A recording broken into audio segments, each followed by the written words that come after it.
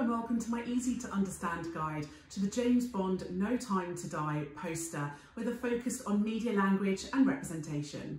This video is going to be particularly relevant for you if you are studying the Eduqas GCSE Media Studies specification, because this film poster appears on the specification. The colour palette of the poster is predominantly masculine, so lots of whites, blues and blacks, and that perhaps reflects the fact that the James Bond franchise has a predominantly male target audience. Unlike many other James Bond posters in the past, there is no reference to the writer Ian Fleming on these posters, and that reflects the fact that this film was not based on one of Ian Fleming's original books.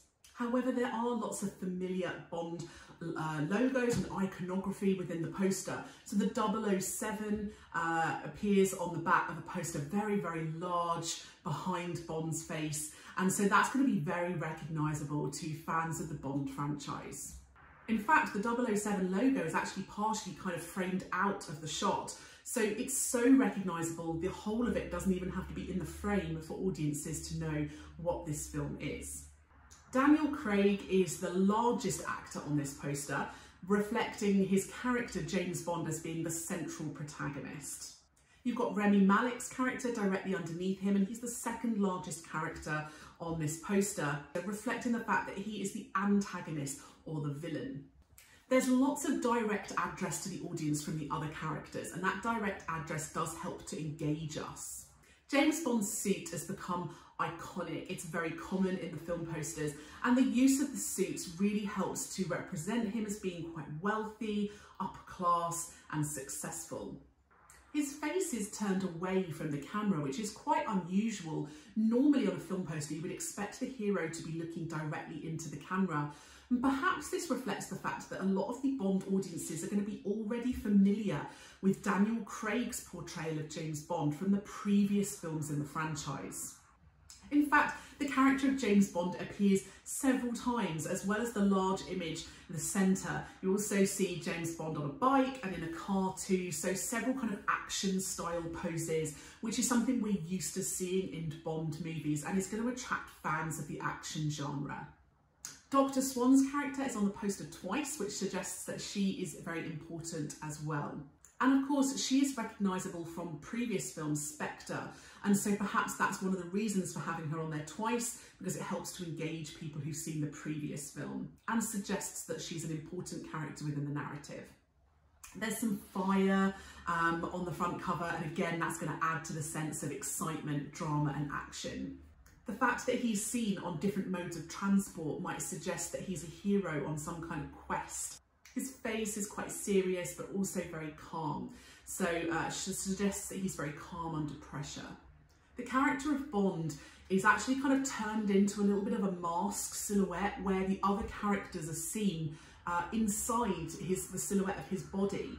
So obviously it's a kind of graphic design choice to layer the images like this.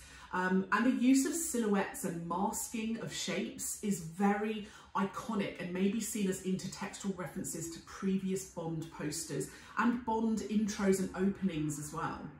On the left-hand side of the poster, you have a black woman holding a gun. Her outfit is very kind of utilitarian and military in style. So this suggests that she is quite powerful, aggressive.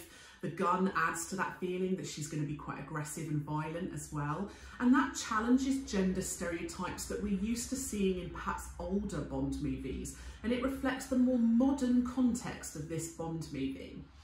In many media products, and certainly in previous Bond movies, women have been quite passive. They've not done very much. Whereas actually on this poster, women are seen as quite active roles in the narrative. You've got women with guns, women in cars, on car chases. So the women in this movie are at least partially more active than they have been in the past.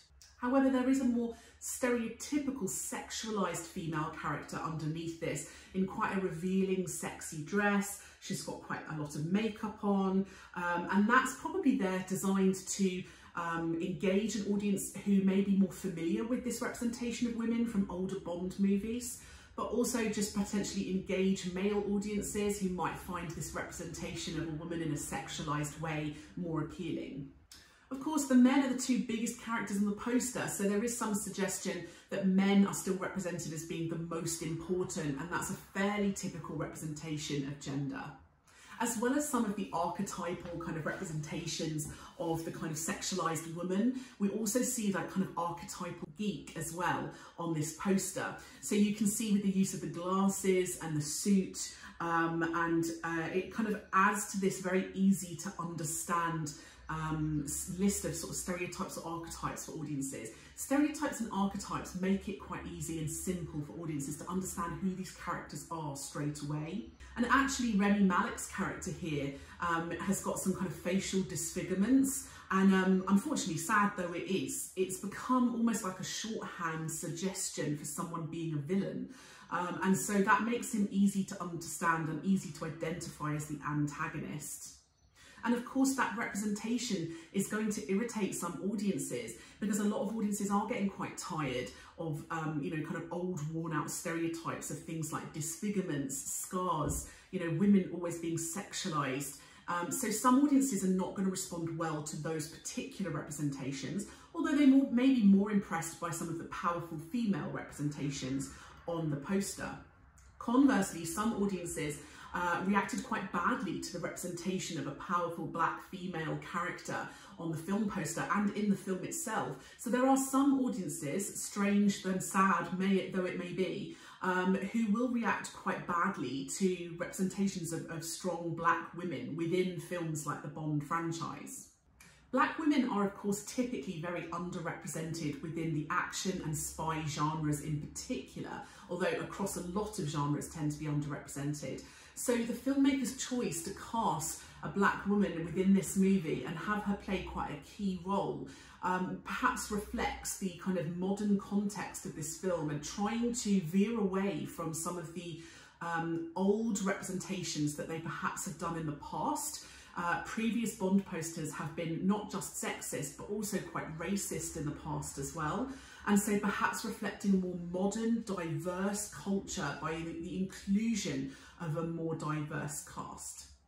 Of course, there are a lot of stereotypes to do with ethnicity as well. We often see representations in the media of people who are black, for example, being involved in crime, and the representation of the black female holding a gun suggests she's involved in violence. So perhaps some representations of ethnicity are following and recreating and emphasising some quite worn out stereotypes in places. Likewise, Rami Malek's character, you know, he's actually an American actor with cultural heritage from Egypt, you know, from the Middle East. And in Bond movies, but not just Bond movies, we often see characters from Middle Eastern backgrounds represented as the villains. And so, you know, perhaps the choice to have the kind of villainous character being both disfigured and Middle Eastern is conforming to some ethnic stereotypes. You know, just replicating this idea of people from certain countries being involved in things like terrorism and crime. In fact, the mask that the other character is wearing is a kind of Japanese style mask. And so again, representing perhaps people from Asian culture as being kind of othered or being the villains, the antagonists. And so some reasonably stereotypical representations of ethnicity to balance out some of the more modern diverse representations on the poster.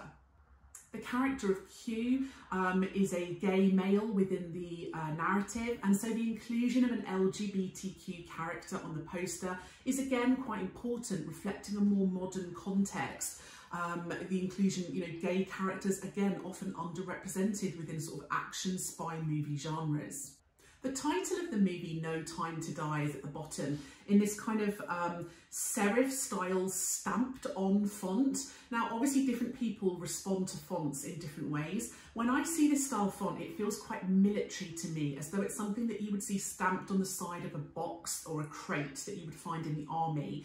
And so perhaps it has connotations for me, and therefore many audiences, of a film that is going to have a lot of action in it, perhaps explosives, a lot of drama.